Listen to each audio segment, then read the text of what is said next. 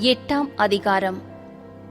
பின்பு அவர் பட்டணங்கள் தோறும் கிராமங்கள் தோறும் பிரயாணம் பண்ணி தேவனுடைய ராஜ்யத்திற்குரிய நற்செய்தியை கூறி பிரசங்கித்து வந்தார். 12 அவருடனே கூட இருந்தார்கள். அவர் பொல்லாத ஆவிகளையும் வியாதிகளையும் நீக்கி குணமாக்கின சில ஸ்திரீகளும் 7 பிசாசுகள் நீங்கின மகதலேனாள் என்னப்பட்ட மரியாளும் ஏரோதின் காரியக்காரனான கூசாவின் மனைவியாகிய யோவன்னாளும் சூசன்னாளும் தங்கள் ஆஸ்திகளால் அவருக்கு ஊழியம் செய்து கொண்டு வந்த மற்ற அநேகம் ஸ்திரீகளும் அவருடனே இருந்தார்கள். சகல பட்டணங்களிலும் இருந்து திரளான ஜனங்கள் அவரிடத்தில் வந்து கூடினபோது அவர் உவமையாகச் சொன்னது, விதைக்கிறவன் ஒருவன் விதையை விதைக்கப் புறப்பட்டான். அவன் விதைக்கையில் சில விதை வழியருகே விழுந்து மிதியுண்டது. ஆகாயத்து பறவைகள் வந்து அதை பட்சித்து போட்டது. சில விதை கற்பாறையின் மேல் விழுந்தது. அது முளைத்த பின் அதற்கு ஈரமில்லாததினால் உலர்ந்து போயிற்று. சில விதை முள்ளுள்ள இடங்களில் விழுந்தது. முள் கூட வளர்ந்து அதை நெருக்கி போட்டது. அப்பொழுது அவருடைய சீஷர்கள் இந்த உவமையின் கருத்து என்னவென்று அவரிடத்தில் கேட்டார்கள். அதற்கு அவர், தேவனுடைய ராஜ்யத்தின் இரகசியங்களை அறியும்படி உங்களுக்கு அருளப்பட்டது. மற்றவர்களுக்கோ அவர்கள் கண்டும் காணாதவர்களாகவும் கேட்டும் உணராதவர்களாகவும் இருக்கத்தக்கதாக அவைகள் உவமைகளாகச் சொல்லப்படுகிறது. அந்த உவமையின் கருத்தாவது, விதை தேவனுடைய வசனம்.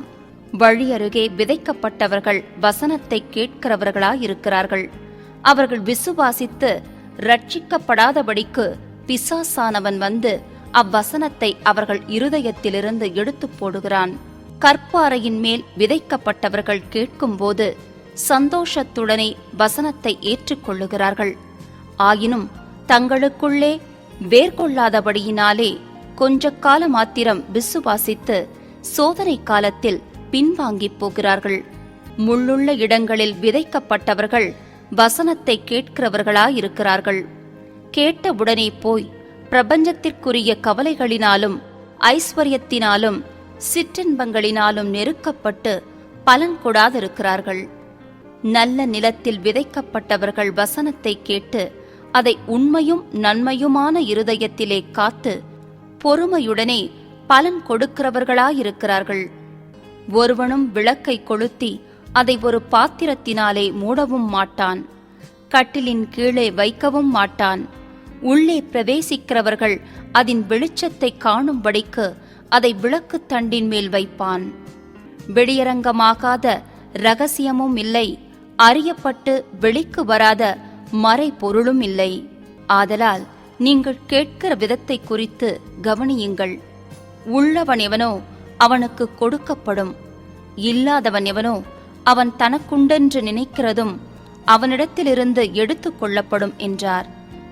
அப்பொழுது அவருடைய தாயாரும் சகோதரரும் அவரிடத்தில் வந்தார்கள். ஜன கூட்டத்தினாலே அவர் அண்டையில் அவர்கள் சேரக்கூடாதிருந்தது.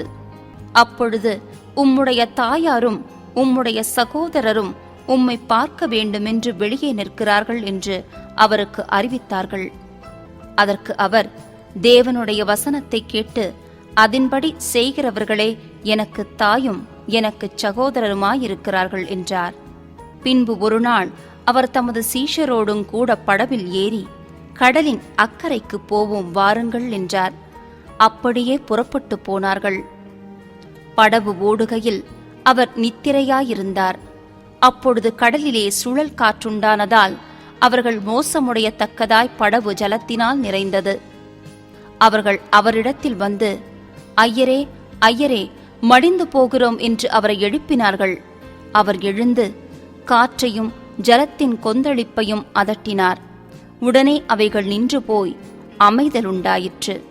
அவர் அவர்களை நோக்கி, உங்கள் விசுவாசம் எங்கே என்றார்.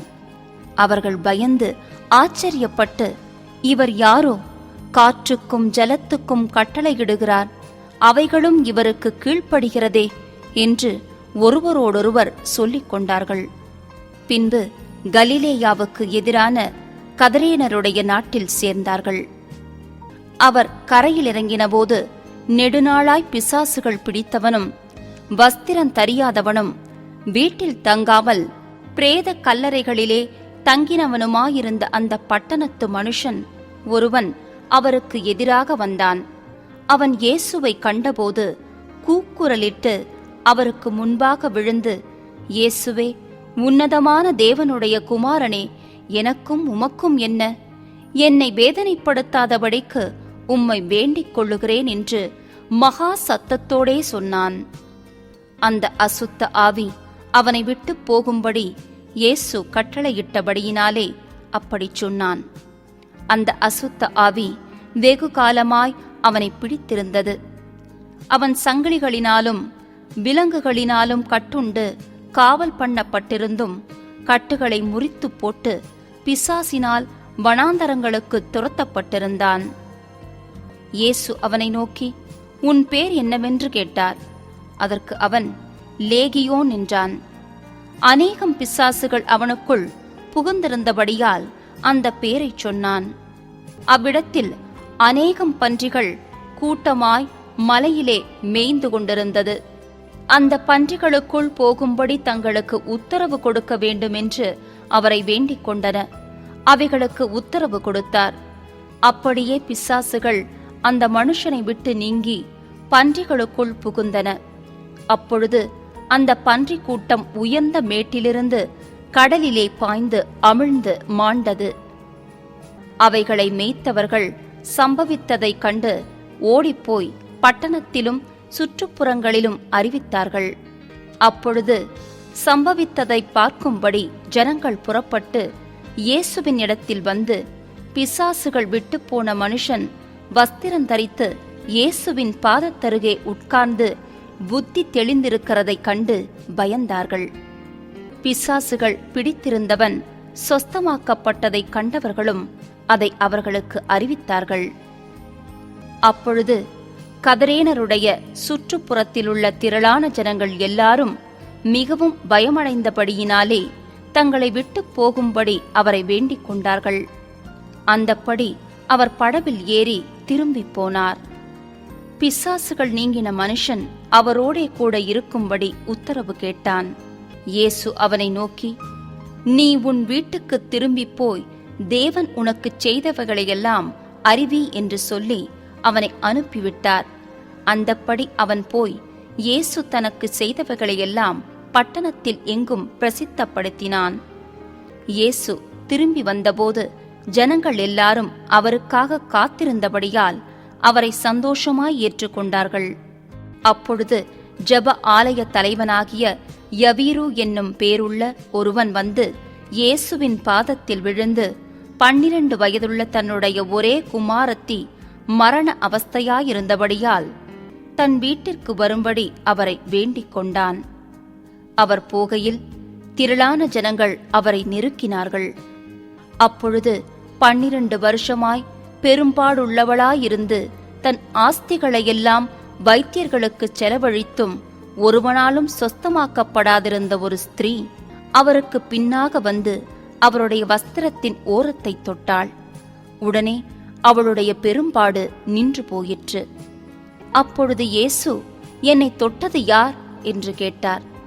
எங்களுக்கு தெரியாதென்று எல்லாரும் சொன்னபோது பேதுருவும் அவனுடனே கூட இருந்தவர்களும், ஐயரே, திரளான ஜனங்கள் உம்மைச் சூழ்ந்து நெருக்கிக் கொண்டிருக்கிறார்களே, என்னை தொட்டது யார் என்று எப்படி கேட்கிறீர் என்றார்கள். அதற்கு இயேசு, என்னிலிருந்து வல்லமை புறப்பட்டதை அறிந்திருக்கிறேன், ஆதலால் ஒருவர் என்னை தொட்டதுண்டு என்றார். அப்பொழுது அந்த ஸ்திரீ தான் மறைந்திருக்கவில்லை என்று கண்டு நடுங்கி வந்து அவர் முன்பாக விழுந்து தான் அவரை தொட்ட காரணத்தையும் உடனே தான் சொஸ்தமானதையும் எல்லா ஜனங்களுக்கும் முன்பாக அவருக்கு அறிவித்தாள். அவர் அவளை பார்த்து, மகளே, திடன்கொள், உன் விசுவாசம் உன்னை ரட்சித்தது, சமாதானத்தோடே போ என்றார். அவர் இப்படி பேசிக் கொண்டிருக்கையில் ஜெப ஆலய தலைவனுடைய வீட்டிலிருந்து ஒருவன் வந்து அவனை நோக்கி, உம்முடைய குமாரத்தி மரித்து போனாள், போதகரை வருத்தப்படுத்த வேண்டாம் என்றான். இயேசு அதை கேட்டு, பயப்படாதே, விசுவாசமுள்ளவனாயிரு, அப்பொழுது அவள் ரட்சிக்கப்படுவாள் என்றார். அவர் வீட்டில் வந்தபோது பேதுருவையும் யாக்கோபையும் யோவானையும் பெண்ணின் தகப்பனையும் தாயையும் தவிர வேறொருவரையும் உள்ளே வரவொட்டாமல் எல்லாரும் அழுது அவளை குறித்து துக்கம் கொண்டாடுகிறதைக் கண்டு, அழாதேயுங்கள், அவள் மரித்துப் போகவில்லை, நித்திரையாயிருக்கிறாள் என்றார். அவள் மரித்து போனாளென்று அவர்கள் அறிந்ததினால் அவரை பார்த்து நகைத்தார்கள். எல்லாரையும் அவர் வெளியே போக பண்ணி அவளுடைய கையை பிடித்து, பிள்ளையே, எழுந்திரு என்றார். அவள் தாய் தகப்பன்மார் ஆச்சரியப்பட்டார்கள்.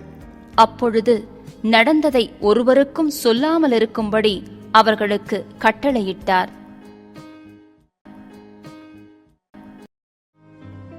ஒன்பதாம் அதிகாரம். அவர் தம்முடைய 12 சீஷரையும் வரவழைத்து சகல பிசாசுகளையும் துரத்தவும் வியாதியுள்ளவர்களை குணமாக்கவும் அவர்களுக்கு வல்லமையும் அதிகாரமும் கொடுத்து தேவனுடைய ராஜ்யத்தை குறித்து பிரசங்கிக்கவும் பிணியாளிகளை சொஸ்தமாக்கவும் அவர்களை அனுப்பினார். அப்பொழுது அவர் அவர்களை நோக்கி, வழிக்கு தடியையாவது பையையாவது அப்பத்தையாவது காசையாவது எடுத்துக்கொண்டு போக வேண்டாம், 2 அங்கிகளை கொண்டு போகவும் வேண்டாம். எந்த வீட்டிலே பிரவேசிக்கிறீர்களோ அங்கே தங்கி அங்கிருந்து புறப்படுங்கள். உங்களை ஏற்றுக்கொள்ளாதவர்கள் எவர்களோ அவர்களுடைய ஊரை விட்டு நீங்கள் புறப்படும் போது அவர்களுக்கு சாட்சியாக உங்கள் கால்களில் படிந்த தூசியை உதறி போடுங்கள் என்றார். அவர்கள் புறப்பட்டு போய் கிராமங்கள் தோறும் திரிந்து எங்கும் சுவிசேஷத்தை பிரசங்கித்து பிணியாளிகளை குணமாக்கினார்கள். அப்பொழுது காற்பங்கு தேசாதிபதியாகிய ஏரோது அவரால் செய்யப்பட்ட யாவையும் கேள்விப்பட்டதுமன்றி, சிலர் யோவான் மரித்தோரிலிருந்து எழுந்தான் என்றும், சிலர் எலியா தோன்றினான் என்றும், வேறு சிலர் பூர்வ காலத்து தீர்க்க தரிசிகளில் ஒருவன் உயிர்த்தெழுந்தான் என்றும் சொல்லிக் கொண்டபடியால் கலக்கமடைந்து, யோவானை நான் சிரச்சேதம் பண்ணினேன், இவன் இப்படிப்பட்டவைகளை செய்கிறான் என்று கேள்விப்படுகிறேனே, இவன் யார் என்று ஏரோது சொல்லி அவரை பார்க்க விரும்பினான். அப்போஸ்தலர் திரும்பி வந்து தாங்கள் செய்த யாவையும் அவருக்கு விவரித்துச் சொன்னார்கள். அப்பொழுது அவர் அவர்களை கூட்டிக் கொண்டு தனித்திருக்கும்படி பெத்சாயிதா எனும் பட்டணத்தைச் சேர்ந்த வனாந்தரமான ஒரு இடத்துக்குப் போனார். ஜனங்கள் அதை அறிந்து அவர் பின்னே போனார்கள். அவர்களை அவர் ஏற்றுக்கொண்டு தேவனுடைய ராஜ்யத்தை குறித்து அவர்களுடனே பேசி சொஸ்தமடைய வேண்டும் என்றிருந்தவர்களை சொஸ்தப்படுத்தினார்.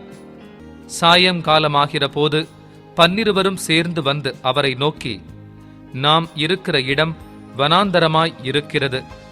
சுற்றி இருக்கிற ஊர்களிலும் கிராமங்களிலும் ஜனங்கள் போய் தங்கி போஜன பதார்த்தங்களை சம்பாதித்துக் கொள்ளும்படி அவர்களை அனுப்பிவிட வேண்டும் என்றார்கள். அவர் அவர்களை நோக்கி, நீங்களே அவர்களுக்கு போஜனம் கொடுங்கள் என்றார். அதற்கு அவர்கள், எங்களிடத்தில் 5 அப்பங்களும் 2 மீன்களும் மாத்திரம் உண்டு. இந்த ஜனங்கள் எல்லாருக்கும் போஜனம் கொடுக்க வேண்டியதானால் நாங்கள் போய் வாங்கிக் கொண்டு வர வேண்டுமே என்றார்கள். ஏறக்குறைய 5000 புருஷர் இருந்தார்கள்.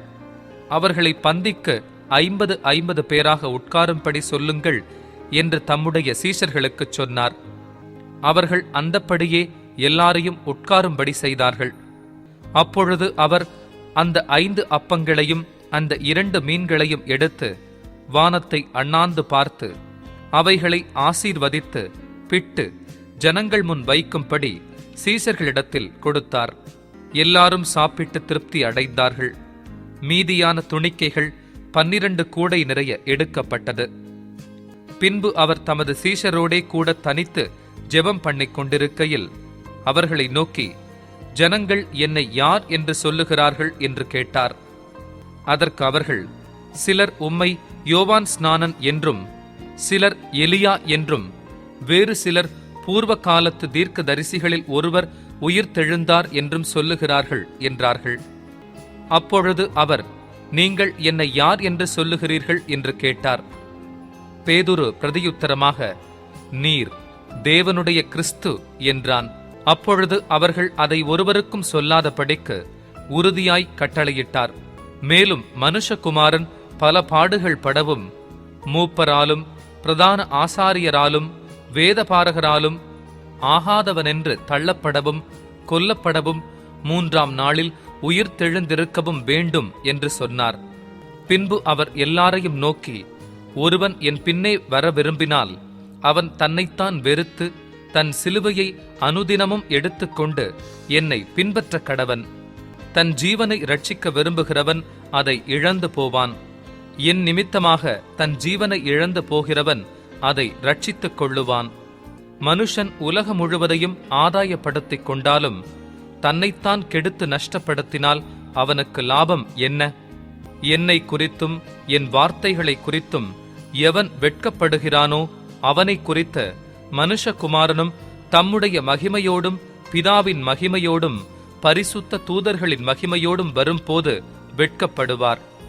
இங்கே நிற்கிறவர்களில் சிலர் தேவனுடைய ராஜ்யத்தை காணும் முன் மரணத்தை ருசி பார்ப்பதில்லை என்று மெய்யாகவே உங்களுக்கு சொல்லுகிறேன் என்றார். இந்த வார்த்தைகளை அவர் சொல்லி ஏறக்குறைய 8 நாளான பின்பு அவர் பேதுருவையும் யோவானையும் யாக்கோபையும் கூட்டிக் கொண்டு ஜெபம் பண்ணுகிறதற்கு ஒரு மலையின் மேல் ஏறினார். அவர் ஜெபம் பண்ணுகையில் அவருடைய முகரூபம் மாறிற்று. அவருடைய வஸ்திரம் வெண்மையாகி பிரகாசித்தது. அன்றியும் மோசே எலியா எனும் 2 பேரும் மகிமையோடே காணப்பட்டு அவருடனே சம்பாஷணை பண்ணி அவர் எருசலேமிலே நிறைவேற்றப் போகிற அவருடைய மரணத்தை குறித்து பேசிக் கொண்டிருந்தார்கள். பேதுருவும் அவனோடு இருந்தவர்களும் நித்திரை மயக்கமாய் இருந்தார்கள். ஆகிலும் அவர்கள் விழித்து அவருடைய மகிமையையும் அவரோடே நின்ற அவ்விரண்டு பேரையும் கண்டார்கள். அவ்விருவரும் அவரை விட்டு பிரிந்து போகையில் பேதுரு இயேசுவை நோக்கி, ஐயரே, நாம் இங்கே இருக்கிறது நல்லது. உமக்கு ஒரு கூடாரமும் மோசேக்கு ஒரு கூடாரமும் எலியாவுக்கு ஒரு கூடாரமுமாக 3 கூடாரங்களை போடுவோம் என்று தான் சொல்லுகிறது இன்னதென்று அறியாமல் சொன்னான். இப்படி அவன் பேசுகையில் ஒரு மேகம் வந்து அவர்கள் மேல் நிழலிட்டது. அவர்கள் அந்த மேகத்துக்குள் பிரவேசிக்கையில் சீஷர்கள் பயந்தார்கள். அப்பொழுது, இவர் என்னுடைய நேசகுமாரன், இவருக்கு செவி கொடுங்கள் என்று மேகத்திலிருந்து ஒரு சத்தம் உண்டாயிற்று. அந்த சத்தம் உண்டாகையில் இயேசு ஒருவரே காணப்பட்டார். தாங்கள் கண்டவைகளில் ஒன்றையும் அவர்கள் அந்நாட்களில் ஒருவருக்கும் சொல்லாமல் அடக்கி வைத்திருந்தார்கள். மறுநாளில் அவர்கள் மலையிலிருந்து இறங்கின போது திரளான ஜனங்கள் அவருக்கு எதிர்கொண்டு வந்தார்கள். அவர்களில் ஒருவன் சத்தமிட்டு, போதகரே, என் மகனை கடாட்சி தருள வேண்டுமென்று உம்மை வேண்டிக் கொள்ளுகிறேன். அவன் எனக்கு ஒரே பிள்ளையாய் இருக்கிறான். ஒரு ஆவி அவனை பிடிக்கிறது. அப்பொழுது அலறுகிறான். அது அவனை நுரைத்தள்ள அலைக்கழித்து அவனை கசக்கின பின்பும் அவனை விட்டு நீங்குவது அரிதாயிருக்கிறது. அதை துரத்தி விடும்படி உம்முடைய சீஷரை வேண்டிக் கொண்டேன். அவர்களால் கூடாமற் போயிற்று என்றான். இயேசு பிரதியுத்தரமாக, விசுவாசமில்லாத மாறுபாடான சந்ததியே, எதுவரைக்கும் நான் உங்களோடிருந்து உங்களிடத்தில் பொறுமையாயிருப்பேன்? உன் மகனை இங்கே கொண்டு வா என்றார். அவன் சமீபித்து வருகையில் பிசாசு அவனை கீழே தள்ளி அலைக்கழித்தது. இயேசு அந்த அசுத்த ஆவியை அதட்டி இளைஞனை குணமாக்கி அவன் தகப்பனிடத்தில் அவனை ஒப்புக்கொடுத்தார். அப்பொழுது எல்லாரும் தேவனுடைய மகத்துவத்தை குறித்து பிரமித்தார்கள். இயேசு செய்த யாவையும் குறித்து அனைவரும் ஆச்சரியப்படுகையில் அவர் தம்முடைய சீஷர்களை நோக்கி, நீங்கள் இந்த வார்த்தைகளை கவனமாய் கேளுங்கள். மனுஷகுமாரன் மனுஷர் கைகளில் ஒப்புக்கொடுக்கப்படப் போகிறார் என்றார். அவர்கள் அந்த வார்த்தையின் கருத்தை அறிந்து கொள்ளவில்லை. அது அவர்களுக்கு தோன்றாமல் மறைபொருளாய் இருந்தது. அந்த வார்த்தையை குறித்து அவரிடத்தில் விசாரிக்கவும் பயந்தார்கள். பின்பு தங்களில் எவன் பெரியவனாய் இருப்பான் என்கிற வாக்குவாதம் அவர்களுக்குள் உண்டாயிற்று. இயேசு அவர்கள் இருதயத்தின் யோசனையை அறிந்து ஒரு சிறு பிள்ளையை எடுத்து அதை தமதருகே நிறுத்தி அவர்களை நோக்கி, இந்த சிறு பிள்ளையை என் நாமத்தின் நிமித்தம் ஏற்றுக்கொள்ளுகிறவன் என்னை ஏற்றுக்கொள்ளுகிறான். என்னை ஏற்றுக்கொள்ளுகிறவன் என்னை அனுப்பினவரை ஏற்றுக்கொள்ளுகிறான். உங்கள் எல்லாருக்குள்ளும் எவன் சிறியவனாய் இருக்கிறானோ அவனே பெரியவனாய் இருப்பான் என்றார். அப்பொழுது யோவான் அவரை நோக்கி, ஐயரே, ஒருவன் உம்முடைய நாமத்தினாலே பிசாசுகளை துரத்துகிறதை நாங்கள் கண்டு அவன் எங்களுடனே கூட உம்மை பின்பற்றாதவனானபடியால் அவனை தடுத்தோம் என்றான். அதற்கு இயேசு, தடுக்க வேண்டாம், நமக்கு விரோதியாயிராதவன் நமது பட்சத்தில் இருக்கிறான் என்றார். பின்பு அவர் எடுத்துக்கொள்ளப்படும் நாட்கள் சமீபித்த போது அவர் எருசலேமுக்கு போக தமது முகத்தை திருப்பி தமக்கு முன்னாக தூதர்களை அனுப்பினார். அவர்கள் போய் அவருக்கு இடத்தை ஆயத்தம் பண்ணும்படி சமாரியருடைய ஒரு கிராமத்திலே பிரவேசித்தார்கள். அவர் எருசலேமுக்கு போக நோக்கமாயிருந்தபடியினால் அவ்வூரார் அவரை ஏற்றுக்கொள்ளவில்லை. அவருடைய சீஷராகிய யாக்கோபும் யோவானும் அதை கண்டபோது, ஆண்டவரே, எலியா செய்தது போல வானத்திலிருந்து அக்கினி இறங்கி இவர்களை அழிக்கும்படி நாங்கள் கட்டளையிட உமக்கு சித்தமா என்று கேட்டார்கள். அவர் திரும்பி பார்த்து, நீங்கள் இன்ன ஆவியுள்ளவர்கள் என்பதை அறியீர்கள் என்று அதட்டி, மனுஷகுமாரன் மனுஷருடைய ஜீவனை அழிக்கிறதற்கு அல்ல, ரட்சிக்கிறதற்கே வந்தார் என்றார். அதன் பின்பு அவர்கள் வேறொரு கிராமத்துக்கு போனார்கள்.